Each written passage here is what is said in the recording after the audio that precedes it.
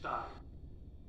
Writ petition number 76 of 2016 was filed for declaring right to sexuality, right to sexual autonomy, and right to choice of a sexual partner to be part of the right to life guaranteed under Article 21 of the Constitution of India, and further to declare Section 377 of the Indian Penal Code to be unconstitutional.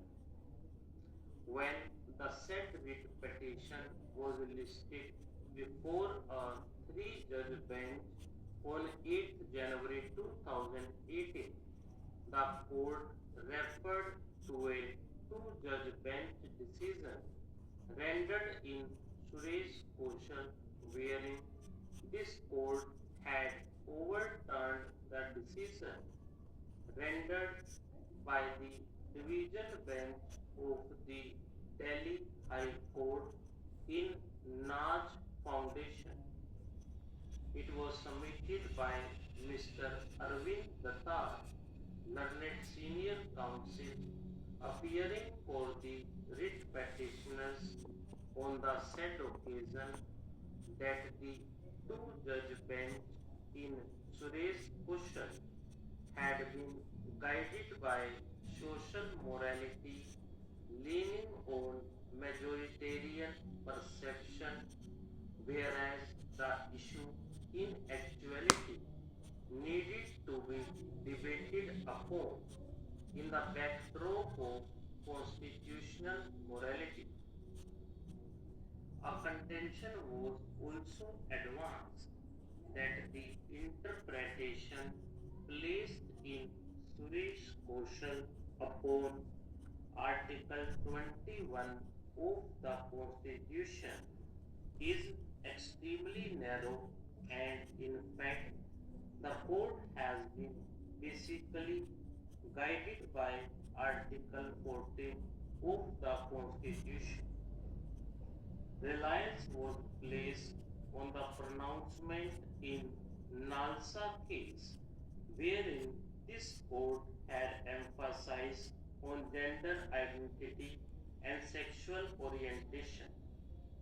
Attention of this court was also invited to a nine-judge bench decision in K.S. Swamy and another versus Union of India and others, wherein the majority, speaking through Chandrachud Justice, has opined that sexual orientation is an essential component of rights guaranteed under the Constitution, which are not formulated on majoritarian favor or acceptance. Cole Judge, in his concurring opinion, referred to the decision in Mosley versus News Group Newspapers Limited to highlight that the emphasis for individual freedom to conduct his sex life and personal relationships as he wishes, subject to the permitted exceptions, countervails public interest. The further submission that was advanced by Mr. Dutta was that privacy of the individual having been put on such a high pedestal and sexual orientation having been emphasized in the Nalsa case, Section 377 IPC cannot be construed as a reasonable restriction, as that would have the potentiality to destroy the individual autonomy and sexual orientation. It is an accepted principle of interpretation that a provision does not become unconstitutional merely because Evaluating the said submissions, the three-judge bench stated that certain other aspects need to be noted. Section 377 IPC uses the phraseology carnal intercourse against the order of nature. The determination of order of nature is not a constant phenomenon. Social morality also changes from age to age.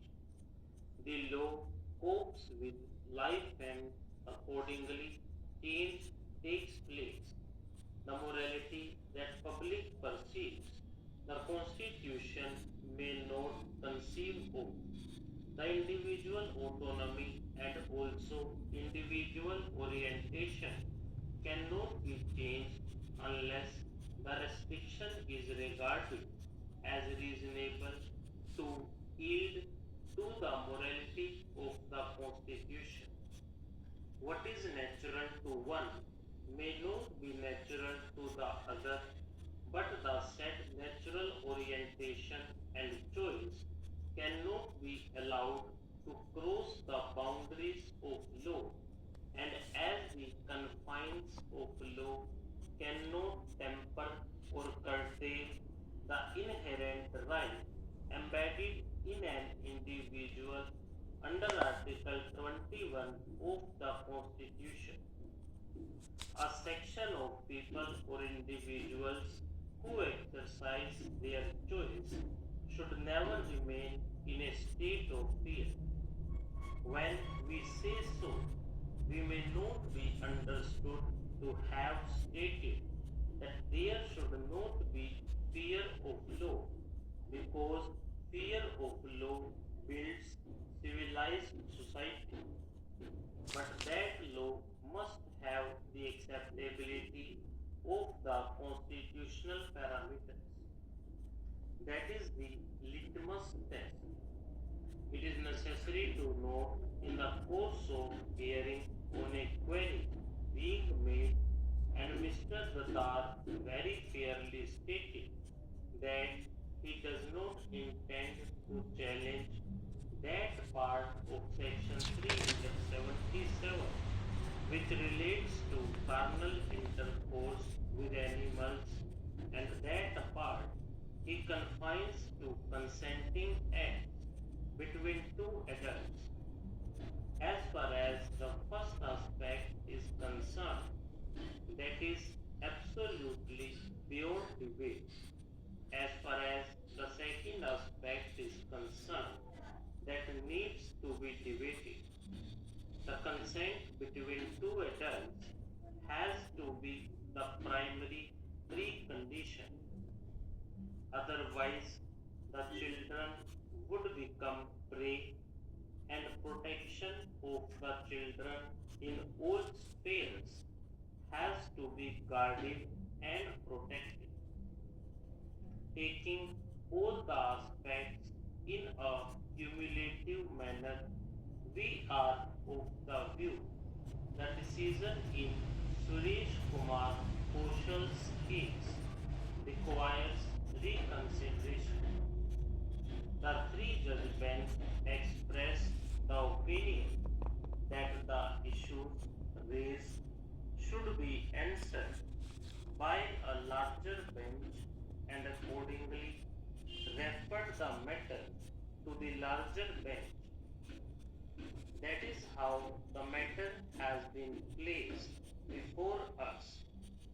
We have here Mr. Mukul Rohtgi, learned senior counsel, assisted by Mr. Saurabh Kirpal, learned counsel, appearing for the petitioners in writ petition number 76 of 2016, Miss Jaina Kothari, learned counsel for the petitioner in writ petition number 572 of 2016, and Mr.